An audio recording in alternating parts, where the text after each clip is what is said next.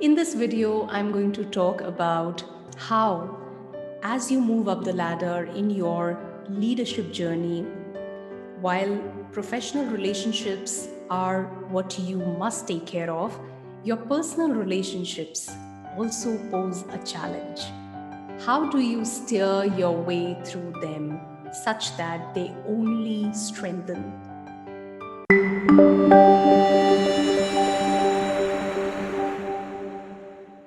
Hi, I'm Astha Tatia, daughter of two rock solid pillars, mother to a lovely daughter, wife of a humor king, an engineer, MBA corporate executive turned anchor person, now a happiness coach helping leaders become the most sought after leaders by having deep connects and meaningful relationships in their organizations.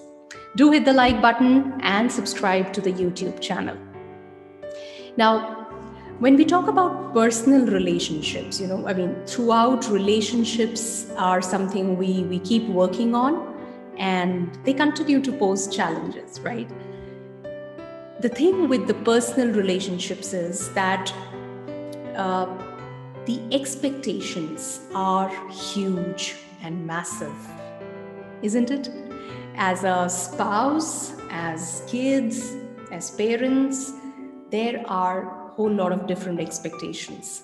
And what we really need to understand is that while it becomes difficult and we often feel that why doesn't the other person understand, I am busy at work or I have these meetings, I'm doing it all for the family, there is such good progress that is happening, and only if I'm able to get that promotion, and that hike in the salary and those perks, it's going to benefit everybody. I'm going to send my children to so and so educational institution, I'm going to get this for my spouse, I'm going to support my parents in so and so way. And so you're living in your own world, right, of how things are supposed to be.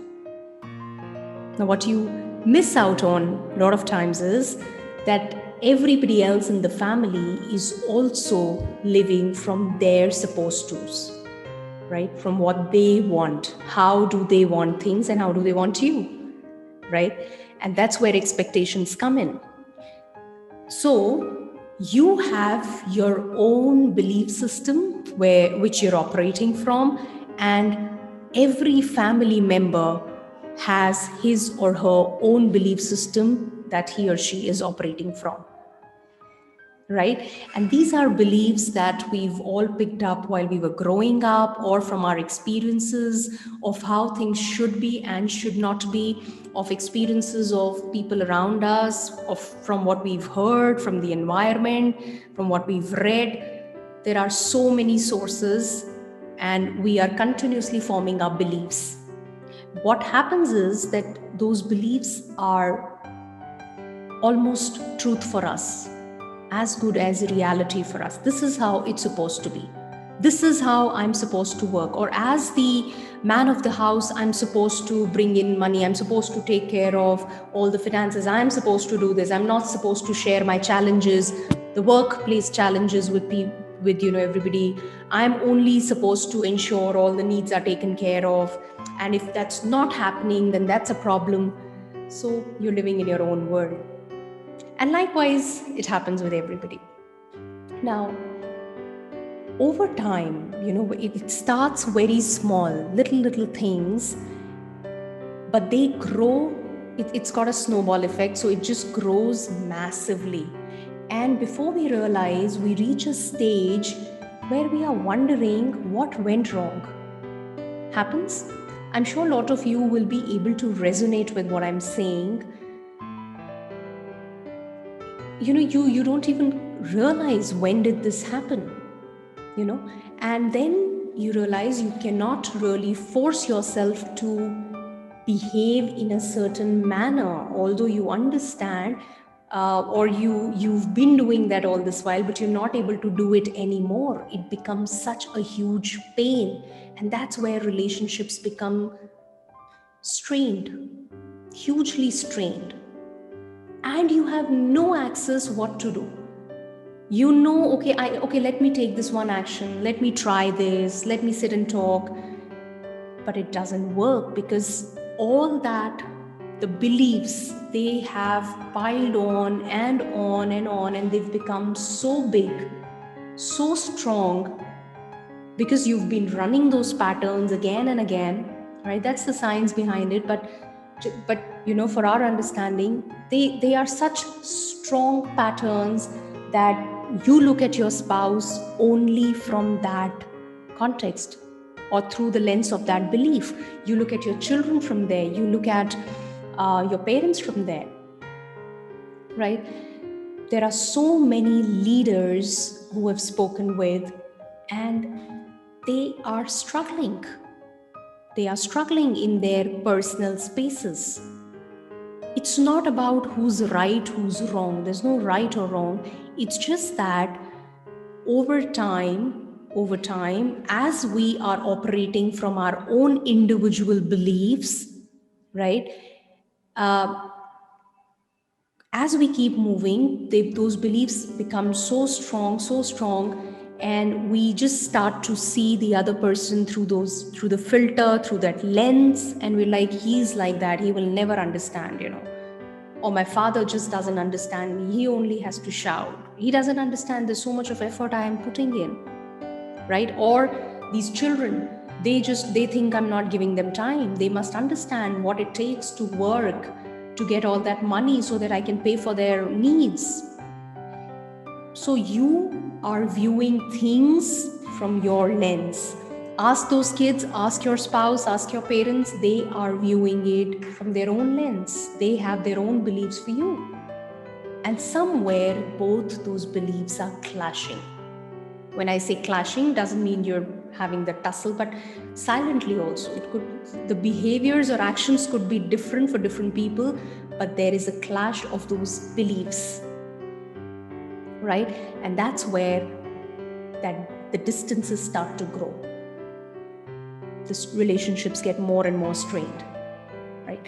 Now the thing is, yes, this is what we're experiencing. That adds to your pain and your frustration. You feel disempowered, you go back to work, and it has an impact on you, because your personal and professional lives are not separate. You are the same individual. So when you go back to work and you function there is that constant tussle here, happening here, because back home things are not fine, right? What must you do? Right. One very, very, very important thing. I think there are a lot of things that can be done here. But one thing that I feel is missing most of the times is strong, powerful communication. Okay. Because we are living and operating from our beliefs, and we form those beliefs, we just form it basis our the core, and we pick on those beliefs and we cling to it. Now we believe them to be true, that if I go and talk to my spouse, he or she is going to jump back, or he or she is going to just shout. We cannot have a good conversation, we just cannot sit, he will never understand. You formed this all by yourself. Maybe some incident happened somewhere and you are like, you've made it, you took that as a reality. This is how it's going to be with him always. Yeah. And then as you run and rerun that pattern, it becomes bigger and stronger, right? Now, that communication is such an important part in any relationship. It's I would say, the deal maker as well as the deal breaker. How you are approaching a communication is so critical. Now, when I say communication, it is not just about the verbal communication, it's also the non-verbal communication. It's the gestures, it's the body language, it's the, how your facial expressions, your responses to little things. Yeah. We take these things for granted over time. And that's what I want to point out today. Okay. you have to look and relook at the communication in the relationships where you're experiencing pain. Whether it's your parents, your spouse, whether it's your children, okay, it's some close friend, some other relative, right? And I can tell you invariably, if communication is taken care of, you will experience a huge forward shift in that strained relationship. What does that mean in terms of action? In terms of action, it means that you sit down with that person that you have the strained relationship with, and you share with that other person the context. The first thing is context of having that conversation, right? That, hey, this relationship is important to me, but I realize that over time it's gotten strained, and I am also taking responsibility for this. I want this to be here, here, here, okay? Or I want that same spark again, or I want, if it's your mom or your dad, I want that same love. You always have been my pillars, and I don't know, I miss that bond now, I want it back. Or with the kids, I'm really sorry. So you may apologize also. You share the context with them that, I really want to have this conversation. And that, when will you do all of this? When you take that responsibility. Okay, you can just blame it on the other person. I'm sure that's what you've been doing. That's what others have also been doing. And that's where nothing moves. It's stuck. If you take that responsibility, that's the first step. That, okay, I take the charge to get this back in shape. Okay? Because it has an impact on you. So when you take that responsibility, then you will make that attempt, you move forward, and you have that conversation where you first set the context, and then you actually genuinely share what you're feeling. Maybe the pain. Don't blame. Don't start blaming. Okay? But responsibly communicate what you've been feeling and what you feel that you haven't been providing for also, both the things. And you can, when you're coming from a place of coming together, the context is coming together, making things better, easier, then that's what your language will be, that's what your actions are going to be, and it will show in your body language. But if it's about, hey, I want to let you know this, or you want to blame the other person, you want to make him or her realize something, that will show in your body language. And do you think that's going to work? No. Probably that's what you've always been doing. One conversation where there is complete surrender to the context. A lot of times we set the context, but the moment we go and have that conversation, we forget it completely. What I'm saying is, if you set the context, you go there, you have that context so clear for you.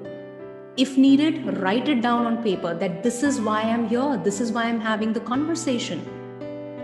And when that context is there in front of you, it's clear for you, okay, that this is where I'm coming from. I want a happy relationship. I want that same bond with my dad. My dad is my pillar of strength. Who I am today is because of my dad, okay? If that's what's written there, that will keep you on track, because the brain will only scan for threat around. One thing that your dad will say and you'll be back, oh, is this what I'm here to patch up, I'm here to make things better, and look at the way he's talking, and you'll be gone, you'll be hijacked. That's when the context is going to keep you grounded. It's going to keep you centered. It's going to bring you back on the track. Oh, hold on. I'm not here to, pick up another fight. I'm here because my dad is my pillar of strength. I want that same bond with him. And you will consider that whatever he's saying is that pain with him, because at the core, he also wants that love that you want. At the core, you are his daughter or son, right? So you have that context there. you share that context with your whoever it is, your spouse, children, parents, whoever you're talking to, and then you have that conversation. You pour your heart out. I'm not saying it's going to be easy, because there's so much accumulated, and then of course a lot of times those beliefs are going to come in between. The brain doesn't like you touching those beliefs, but that's where you got to keep it aside. That's where your context is going to help you. And give yourself also that space and grace where it's okay. You may need 1, 2, 3, 4 rounds. Sometimes it takes months together, but it's okay. Do not define, I would say, don't put expectations there that when I get up, it has to be this way. No, because we're talking about emotions here. We're talking about human beings who are real beings who have emotions. What both of you may end up feeling worse. Let's say at the end of the conversation, you feel, oh God, why did I even have this conversation? But let me tell you, when you've started this, it's like an ice breaking. The next time when you sit down again, the third time you do it again, the fourth time you do, you will see as that that acid keeps coming out, it makes way. It makes way for things to get better. It makes way for those positive emotions, that bond, that closeness. You will start to experience that. You will start to feel light. Even if you do not end on a good note, you will feel better because you've poured your heart out. So, quickly to summarize, yes, there are challenges. Do not ignore them. Okay?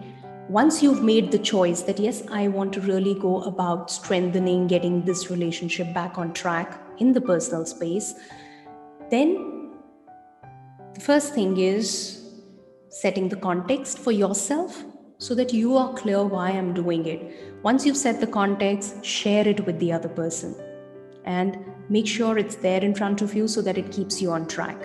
And then go about sharing your heart, pouring your heart out. It's okay. The first time you'll not be able to do the entire thing, whatever. Start by saying little, right? That's what you do. One very important thing is listening. So listen to the other person. You've taken the responsibility, right? You've set your context. Listen to the other person. Let him or her empty out. Listening doesn't mean, a lot of times people mistake, if I'm listening, he may say anything and he may say anything, and if I'm listening, that means I'm agreeing. No. You are listening only because you are there with a certain context and you are taking the responsibility to get that relationship back on track. So you want to hear what all is inside the other person. Doesn't mean you're agreeing. It's not about agreeing. I'm sure the other person doesn't want you to agree, doesn't want you to put a stamp there, oh yes. That's not what relationships are all about. That, hey, I win and you lose. Nobody wants that. Trust me, nobody wants that. Do you want that? Hear the other person out completely. Just let them be. Okay? And when you hear them out, let them, and again, that may take 1, 2, 3 times. They may not open up. They may just be silent. They may give you those silent looks because this has never happened before, right? But that's where you need to remember that 1, you've taken the responsibility. I'm going to be at it. And 2, you've set the context. Responsibility, context. Responsibility, context. These will keep you centered. Okay, so great. I think the only way you can really experience this, the only way you can figure out what this can do for you is do it. Pick up any one relationship which is the most strained, which is painful for you in your personal space, okay, and just go ahead and do this, right? And if you would want me to support you through this, please please message me, please connect with me personally. I'll be glad to help you, right? But trust me, it has a huge impact. You've got to make that choice that, one, are you willing to live with that impact and live each day with that pain, or you're really willing to take an action and really take the responsibility of getting things back on track, right? I hope you found this meaningful, and yes, I just wish for all of you to go ahead and address those pains, those challenges that you're facing in your relationships. Take care, wishing you all the best. Please hit the like button if you found this video purposeful, and subscribe to the channel so that you do not miss out on any other content. This is Astha Tatia, your happiness coach. I help leaders become the most sought after leaders by having deep connects and meaningful relationships all around you. Take care. Bye-bye.